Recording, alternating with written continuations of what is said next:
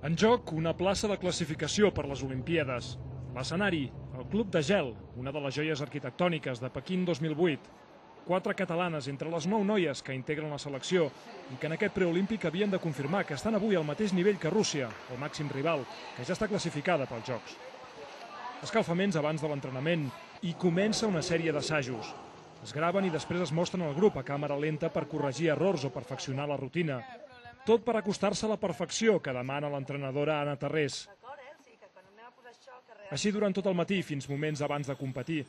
A punt els casquets amb trenes dissenyats per l'ocasió, un vestit de bany impactant i la sessió de maquillatge prèvia a l'últim assaig mental, pas rere pas i amb la màxima concentració.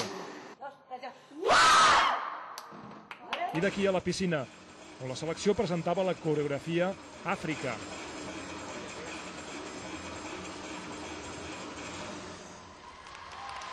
Contentes perquè ens hem sentit molt bé a l'aigua, molt juntes, molt compenetrades, i la feina que portem arrossegant des d'abans de l'europeu s'ha notat, no? I aquí ens hem quedat com descansades, no? Perquè clar, ens havíem de classificar. Hem tret per primera vegada el 9-9 en tècnic. Vull dir, la puntuació tècnica que per nosaltres és un rècord, Aquesta nova victòria premia la progressió espectacular dels últims anys d'aquesta selecció, que el proper agost tindrà l'oportunitat de guanyar la seva primera medalla olímpica. Sergi Vicente, TV3, Pequín.